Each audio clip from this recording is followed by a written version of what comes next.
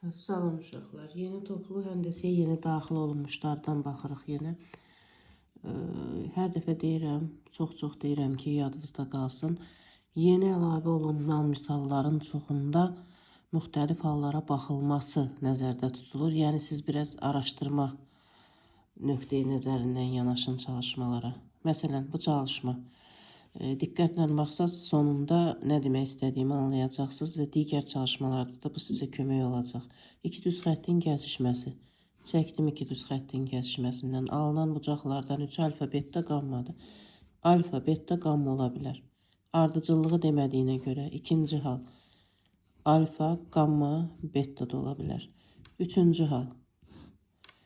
Alfa, beta və qamma ilə beta qarşılıqlı ola bilər. Belə, yəni bunu diqqətlə nəzərə almalıyıq ki, başqa hansı hal var. Bir də baxırıq, başqa hal mümkün deyil.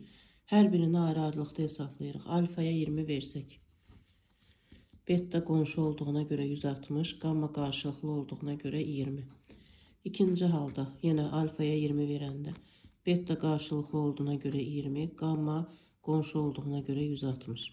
Üçüncü halda, alfaya 20 verilib, beta qonşusu olduğuna görə 160, qamma da beta'nın qonşusu olduğuna görə, o da qarşılığı olduğuna görə o da 60. Onda bu halların hamısında 2 beta plus qammanı hesablayaq. 2 vur 160, üstə gəl 20. 2 vur 160, üstə gəl 2 vur beta, 2 vur 20, üstə gəl qamma 160. Üçüncü hal. 2 vur beta 160, üstə gəl qamma.